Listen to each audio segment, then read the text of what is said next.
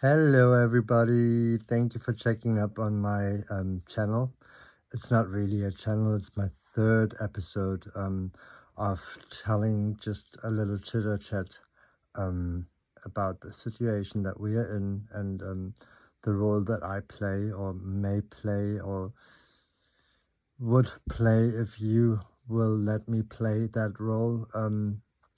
It's complicated. It sounds more complicated than it really is, but I just wanted to let you know that we are actually, I think we're very, very close to Armageddon times, meaning not in a bad way, in a most positive way.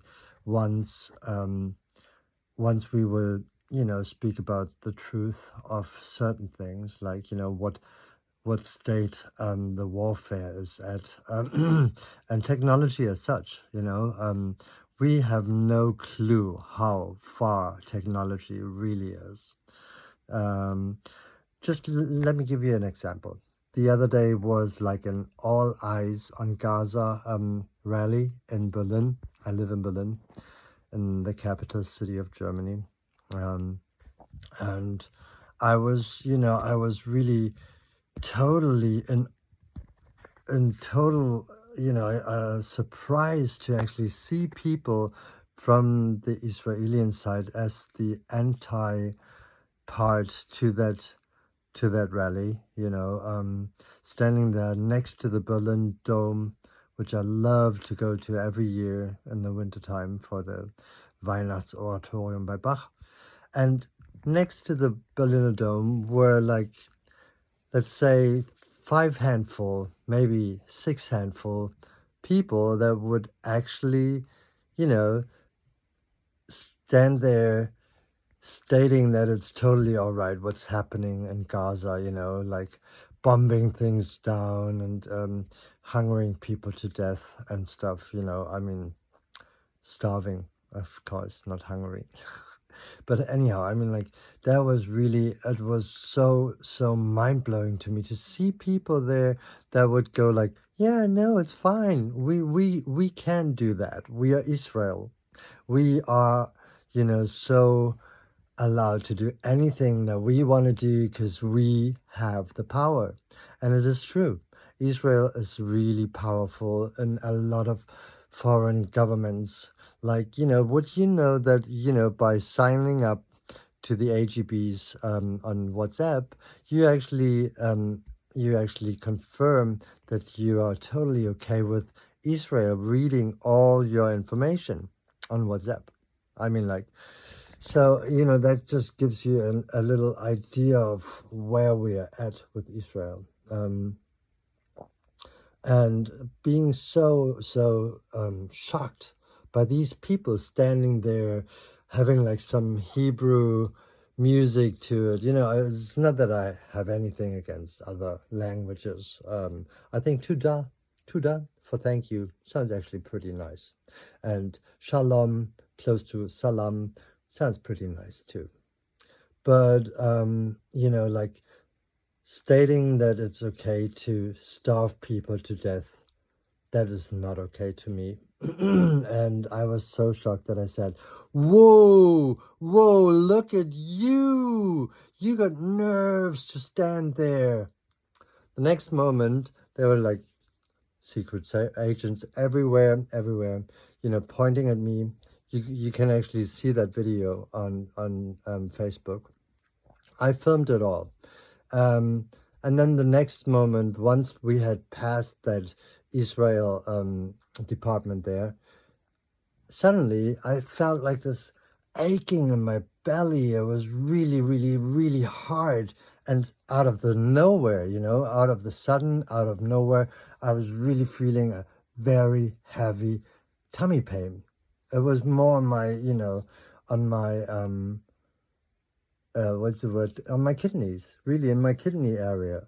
And it was so strong. And the people that I was with, they didn't feel anything.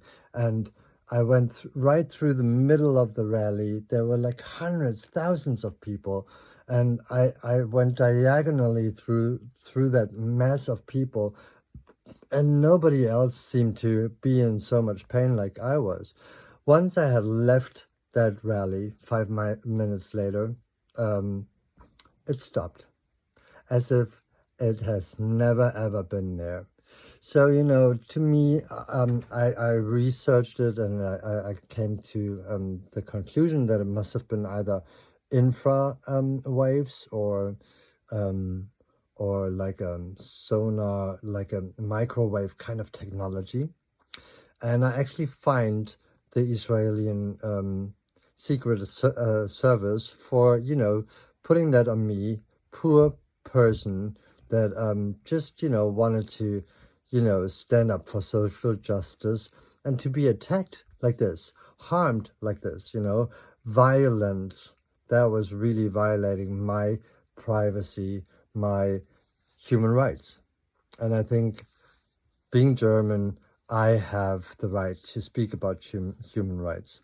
Well, a lot of Germans think that we do not have the right to speak up against Israel, but we do. Denmark can do that. Why can't we? France can do it. Why can't we? It's been a hell of a long time of a guilt trip that was being laid on top of the German people, on top of the whole German, um, the whole German community. Youngsters grow up with a guilt trip like you have no idea. They will always be told that they are Nazis, or if they are not Nazis, their grandfathers have been Nazis, or their grandfathers have been Nazis and stuff. So, every German person kind of grows up in a very tensed state. In comparison to France or Poland, the Polish people, the youngsters are so much more, they are so much more free. They have a lot more freedom and liberty in order to grow up in a very healthy way, because they do not grow up with a guilt trip. So that guilt trip, in German we could say Schuldkult, has really put a lot of bad and negative energy onto the entire nation. It's really difficult for us to actually feel, like a family kind of mood in Germany. Like in other countries, people actually feel like as a nation, in Germany, it's really, really difficult because of that guilt trip that has been put on us. But now let me ask you, everybody sees that, what they do in Gaza and Palestine is just the same that they are complaining about when it comes to the Second World War, right? And now, there's really some voices, even from my friends, that say, well, why did you react that way? Why didn't you speak to the people? Well, there was a big fence in between. I would have loved to hear why they think they are obliged to stand there for Israel and not for the poor people that are being traumatized and victimized and starvized, and whatever you want to say, people that are really living in apartheid. That is I think that is outspoken, and it shouldn't be like that, of course. Like, I have my own roots in Palestine. My father had to leave Palestine when he was 4 years old, and that wasn't fun. We have 42 acres of land. My grandfather, he stated to be one of the first farmers in Palestine who had a tractor, like a machine to actually do the harvesting, or, the preparation for the harvesting, of course, as well. So he had a Ford tracker. This I do know from my father, who is still alive. God bless him. He is a most beautiful soul, even though he went through tremendous, much hassle, growing up in Jordan. They fled to Jordan, and they, of course, they didn't have all the amenities that they had in Palestine, where they were, super huge like premise owners. They actually, our premise it was Abu Shusha before, because Abu Shusha, it comes from from Shusha. My family, they went from Shusha, which is now Iran, but it used to be Babylon back in the days. And they went with King Saladin to Palestine to fight the non-believers, the Kafirs, basically. Um, yeah, so they went with King Saladin to Palestine to fight against the non-believers, the Christians. And they stayed there, and they founded a little village called Abu Shusha. And some of you may remember Alexander the Great. He had a mass wedding in Shusha. And he took 400 of his generals, and he married them with the highest daughters of that place, of Shusha. And so I can really relate myself back 2,300 years to that mass wedding of Shusha. And so Abu Shusha, has been, like my ancestors have really been there for 1,000 years. And Palestine, many would not know, but Palestine is one of the oldest farmer countries, the oldest place where people actually started to settle 20,000 years back. Okay, 20,000 years back is when you find the first settlement evidences. And before that, everybody was a nomad, people would wander, they would go from one place to the other place. And of course, Palestine is right that angle point between Africa and Eurasia. And so there was a lot of commotion right there. It's like when you have a bow tie, it would be the knot, right? And that knot is Palestine. And so it's also strategically a most perfect place to actually bring disharmony into the Arabic world with the Maghreb countries in the north of Africa, and then the other Arabic countries all the way to Yemen, because if you're right there on that knot, what are you going to do? That they control the travel, they control the business, they control everything, and they always leave a little bit of poison. As a matter of fact, did you know that Arafat, he was actually Jewish, and all the money that went to the Palestinians was inherited by his wife, who is now one of the richest women in France. And his daughter, I think she owns $6 billion.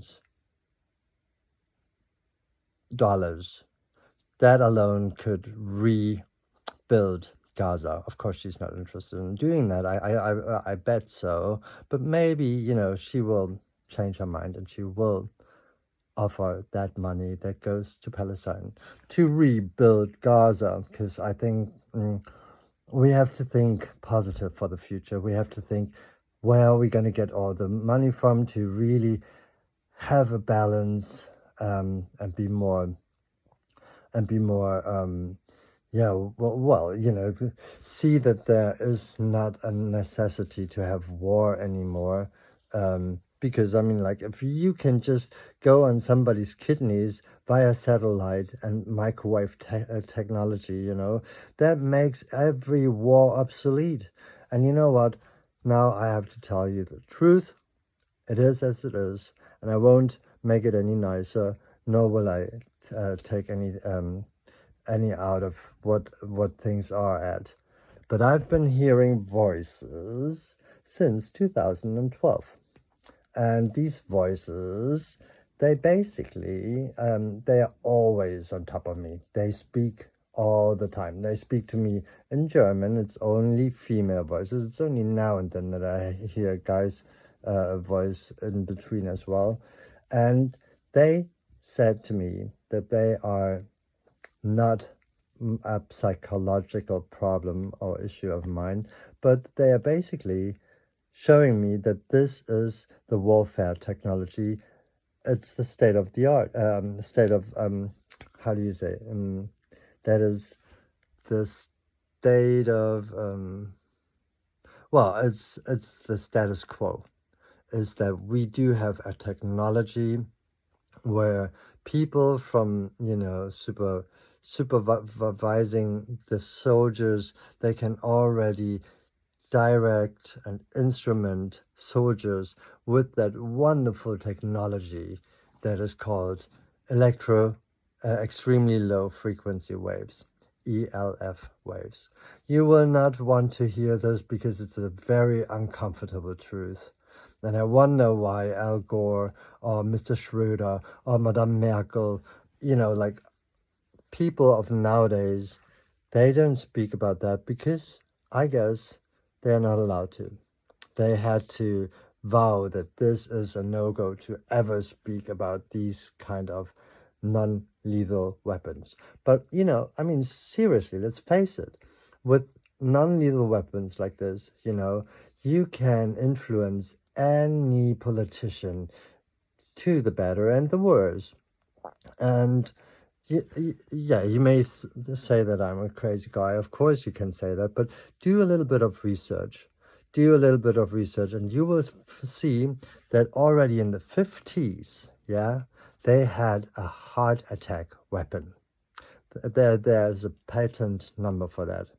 And in the Second World War, they did a lot of tests on the mainly the Sephardic Jews. You was asking now, what's the difference between Sephardic and other Jews? Well, the Sephardic Jews are the Jews that really have the blood of Moses and Aaron in their veins. They can really refer themselves back to, back to old days when they were still slaves in Egypt and slaves in Babylon. Well, I'm just saying that with a little bit of a smile because they are always the slaves, and by the end of the day, we will be the slaves to them if we are not careful. So these are the Sephardic Jews, and then the Ashkenazi Jews. Those are the ones that became Jewish by choice. Okay, so all the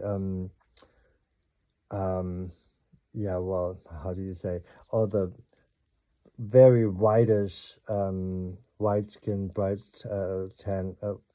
bright-tanned skinned Jews are usually not related to that whole Bible story that we know.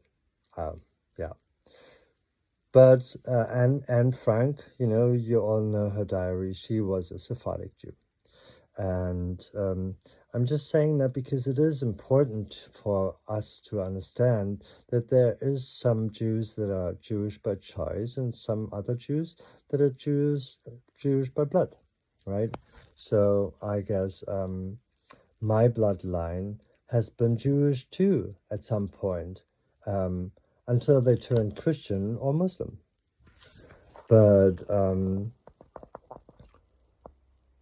I have the feeling that the Jews are not very interested in a return of the Messiahs. And there's a reason for that.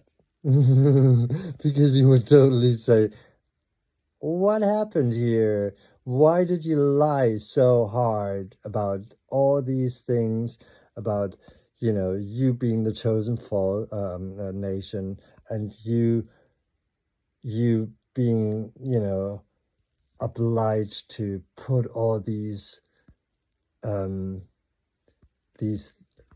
laws onto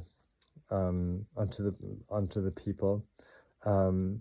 As I said, I think having laws like the Ten Commandments, like thou shalt not steal, thou shalt not kill, thou shalt not betray your neighbor's wife and stuff, um, is really so unnecessary. If you just follow that one rule, rule number one, ahimsa. Ahimsa means do not hurt in no aspect, not on an emotional, not on a physical, nor on a psychological level. Do not hurt is the only rule we really need. Okay, so if I was the Messiahs, I would say, why did you bullshit the people so hard? Why did you bullshit the entire planet so hard that everybody is still eating meat, that everybody is still killing, that you're coming up with blockbusters, making people so insensitive to crime and hurting and betrayal and lying and all that? That's what I would say if I was the Messiahs. And you know what? It's funny because these voices that I hear, they tell me that that I have Messiah's qualities. I've really been very shy about this because I'm a Capricorn. I'd be so much more easy with that if I was Leo, but I'm a Capricorn, so it's really, really not so easy for me to speak about that. But things point in many aspects on me being the Messiah. But like, we don't have to get into this right now because I would really have to show you in all these little details what the voices showed me, and by the end of the day I can really see myself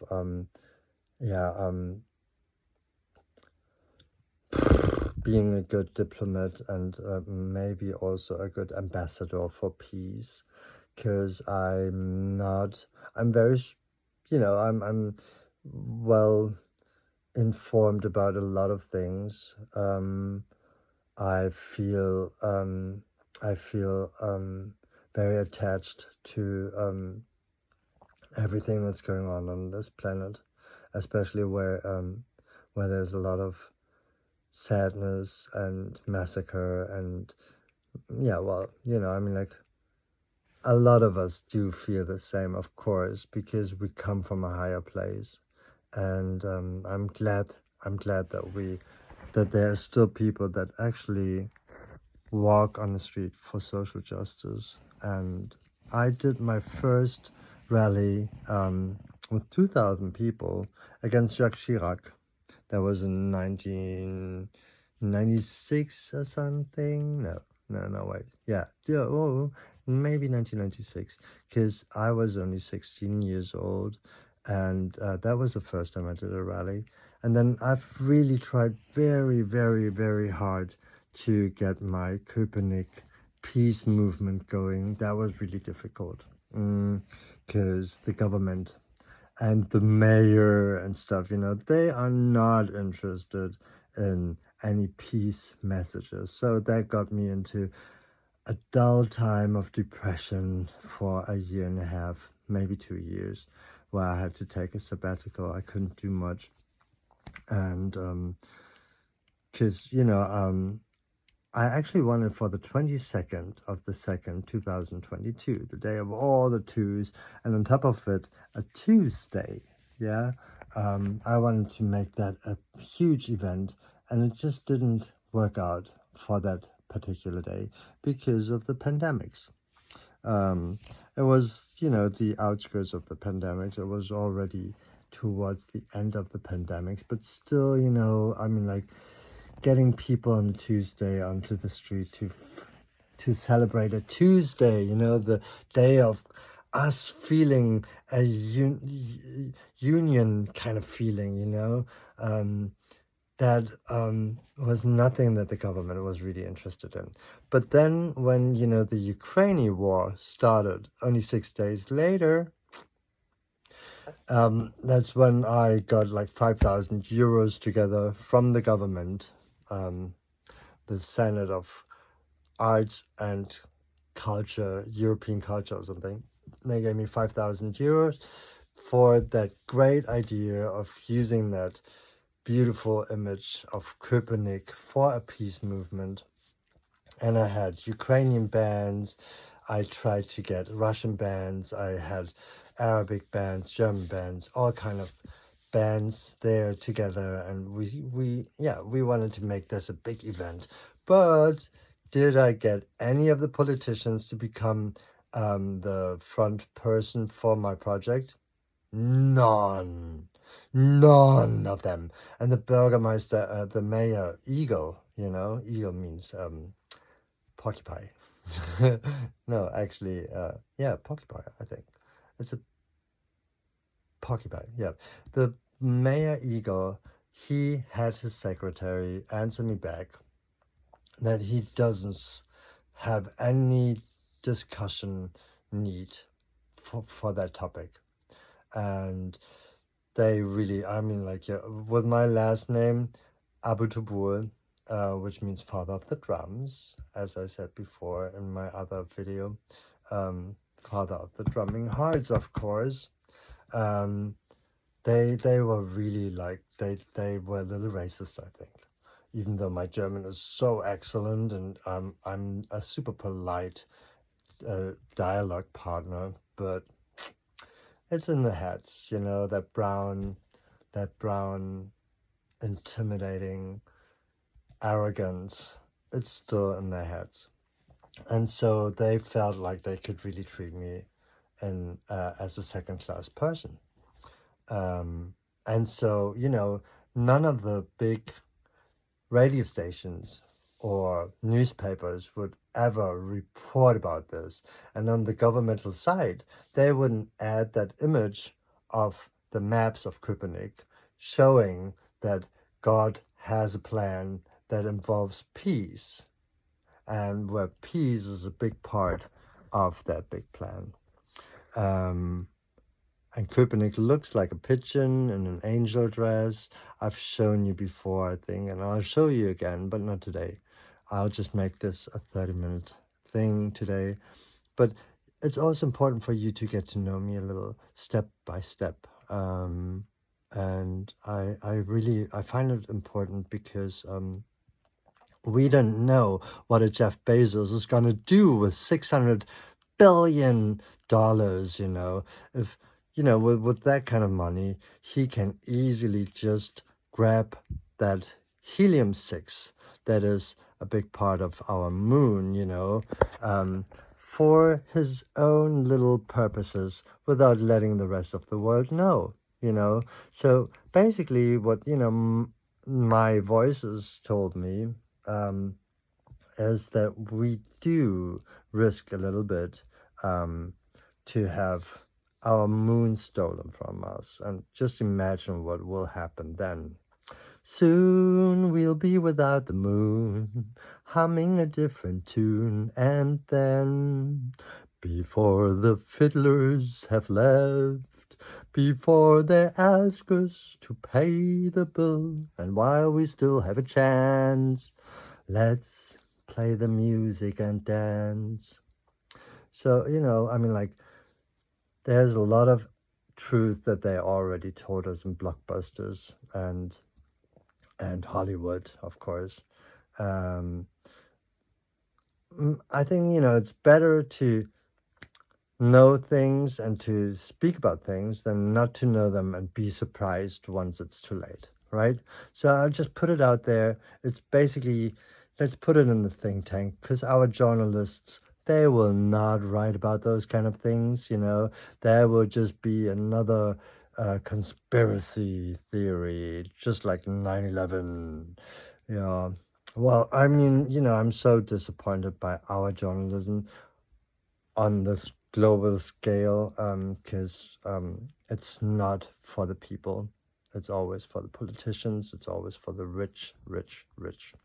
And I think, just speaking about the rich and those that have been really profiting from all the wars that have been taking place on this planet ever since the 18th century, I want to sing one song to my friend Jacob Rothschild. Frère Jacques, dormez-vous, dormez-vous. Sonne les matines, ding, ding, dong, ding, ding, dong. And you know, I think this is something that we should all sing together on peace movements. Because wherever there's a rally, let's sing this song. Because this guy is really, really, really responsible big times and why things are not going so well for the lower class people. Like me, I'm a lower class person, I guess. Yeah, I guess I'm a lower class person because I'm not living in so much indulgence and with so many billions and trillions and billions on my account. I don't need to. I'm happy to have good company, to have simple food, vegetarian food, you know, no harm to no one. Let's call it a day. Thanks for listening and see you soon. Peace, Gaza. I stand with you. I stand with Tibet. I stand with Kashmir. I stand with all the suppressed countries in this world. Give apartheid no chance. No chance, no chance, no chance. Okay? Thanks for listening. Have a good one. God bless you.